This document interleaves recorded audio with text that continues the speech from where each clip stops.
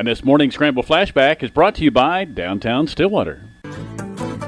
Crazy Days is a citywide sales event in which Stillwater stores have sidewalk sales and large discounts. Hi, this is Amy Jo Frazier with Downtown Stillwater, and I'd like to invite you to experience Crazy Days right where it began. Join us downtown from July 17th through 19th and check out all the incredible specials from your downtown merchants. For more information, go to downtownstw.com or follow us on Facebook. Hope to see you in beautiful, historic Downtown Stillwater.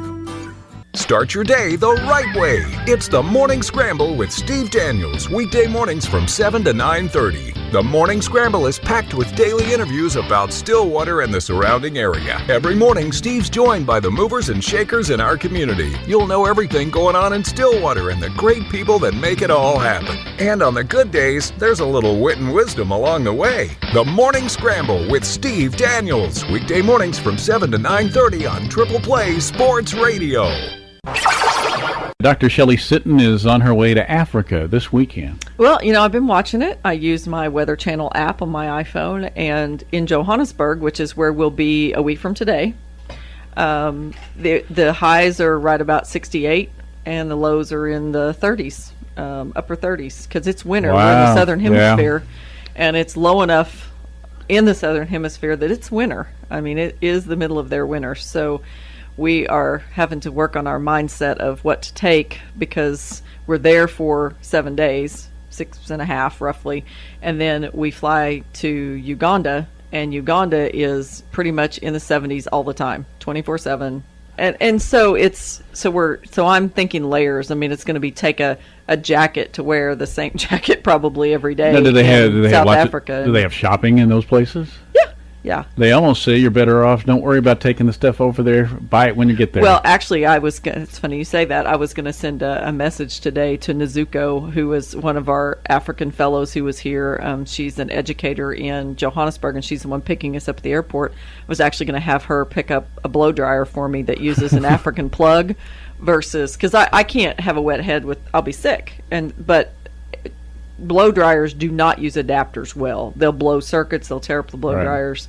I'm going to see if she can't pick me one up, because we don't get in until 7 o'clock at night. Now, what's the mission there? Yeah. The mission there is to visit, for me anyway, and my team, which my team includes my son Jacob, Raina Rivera, who's a master student in international ag, and then a faculty member from Sam Houston State University who works with equipment that uses like horse-drawn power or cow-drawn power, but higher tech. It's kind of complicated. But Jim Hines, so the four of us will be in Johannesburg. We're going there to visit Nezuko, I can't ever pronounce their last names, and Molly, who is a journalist in South Africa and a farm journalist, and she works in education. And they were here in May and did their projects, and so they're back, and they're using what they learned, hopefully, and we're going to kind of follow up on that.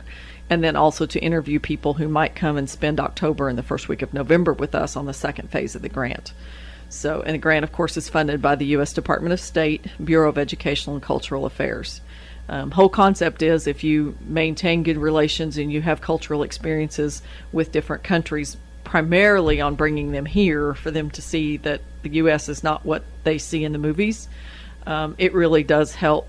It's like dropping a pebble in, and it really emulates out to their families and their communities that we're not so bad. So what do they see in the movies? What's the perception? Well, when we did some post internship work in D.C. with fellows who'd been all over the country, so there were 14 different entities that had people from 45 different countries for that month. And when we came back and asked them, predominantly they would say things like they expected a lot of crime. They expected, everybody to carry a gun and be shooting somebody. They expected all tall buildings everywhere they went. They just did not expect, this is the most important thing, they did not expect how nice everyone was. That Americans were polite and helpful, and things that they just didn't expect. We've had a lot of international guests on this show, and the one thing I hear is about the buildings. Yeah. They expected everything to look like New York skyline. Yeah. Pretty much. And the thing that disappoints them the most is how heavy we are in terms of our weight, how much obesity that we have, and especially in food insecure countries, that they just, You just don't see that. And the other thing that bothers them is what kinds of foods we eat that were not very healthy. They we eat more processed food than anybody else? Oh, pretty much, yes. Really? And more eating out and fried foods and lots of breads and just not a lot of fruits and vegetables fresh is what they talked about. So it's just an interesting dynamic. Do you know what state in the United States responsible for eating less fruit than any other state? Probably this one. That's what I heard. I'm not surprised. Dr. Susie Harrington with the Wellness said we were last. I hope I'm right, Susie. She can call me if I'm wrong. Well, I know we can't be very high. But we don't eat much fruit. Which is not good. I mean, I like fruit. It just never seems to be what I grab. So if you look at a map of the least healthy eaters, it's southwest, southeast. Yeah. We like our fried food. I like fried food. Yeah, I do too. I mean, but anyway, that was something that surprised them. And I'm anxious to see what South African food is like. I mean, that's not something I have any familiarity with. And so that'll be good. But we'll do things They're probably going to surprise you. You're going to have southern fried chicken the first day. Well, I had a hamburger in Uganda a few years ago, and that was the worst hamburger I've ever had in my life. And I stuck with Ugandan food after that. So what is Ugandan food? Oh, gosh, I can't pronounce the names of it. But think about kind of like stewed meat and, golly, I'm trying to remember some of the things. There's some things with peanuts and some things, beef and chicken. Okay. I didn't eat a lot of the fish just because I'm not a big fish person anyway. But it wasn't bad by any means. I know a lot of potatoes, but we didn't. The sweet potatoes are white flesh sweet potatoes, not orange flesh, which is kind of a big deal over there. They need more orange in their diet. Everybody does. They do, but they're GMOs, and so genetically modified organisms, and it's a hard path to go to convince them that that's okay. And there are people in the U.S. who feel the same way. So it's just a different dynamic. I'm getting better at following your acronyms, by the way. Well, that's good. Well, last time she was talking AI, I knew that right away. Well, that's good. Artificial insemination. You've done that before. Yeah.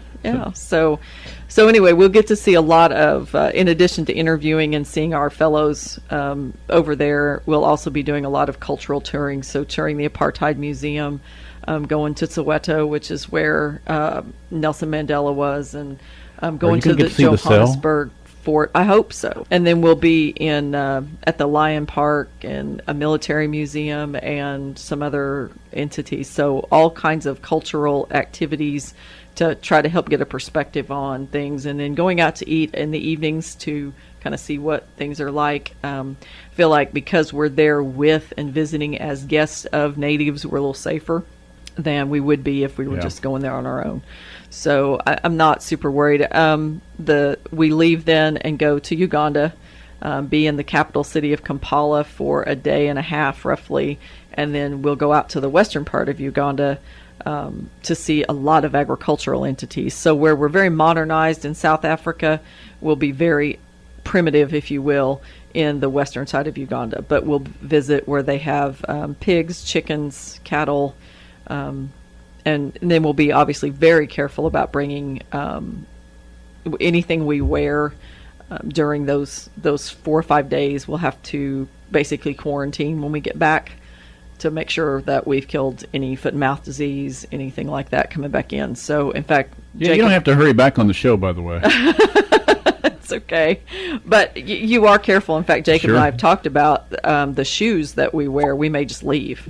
We've talked about taking tennis shoes that we can just leave there. Somebody can wear them. He's actually thinning out his closet of T-shirts he no longer wears, and we're thinking about using one suitcase just to take T-shirts to take to the schools. That's a great and leave idea. with them, because there's a lot of need.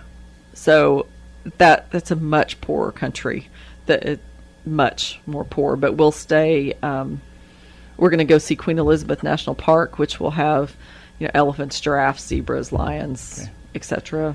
We were talking a couple of weeks ago about a guest that was in here, and he had a dairy herd, and the herd was 2. He milked 2 cows. You remember that? Mm-hmm. Are you going to see that guy?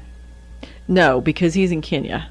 Oh, that's in Kenya. Yeah, that's in Kenya. But you were talking about primitive and how they're poor comparative. He was a dairy farmer, and his herd was 2. Yeah, and he hopes to get to 5. Yeah. We are hoping to bring him over here, however, so maybe I'll bring him on the show if we do. But he's on our short list to potentially come in October. from Kenya to here, and we're hoping to work with the OSU dairy and maybe find a dairy in the Cushing area that would house him for a week or so and let him see how a smaller dairy operates here. I mean, we might take him to Brahms, but that would be overwhelming. It wouldn't be in the when same you're talking realm. Smaller dairy, you're talking about 100 head or something like that? 60, 100 cows. Yeah. I mean, to me, that's a small dairy.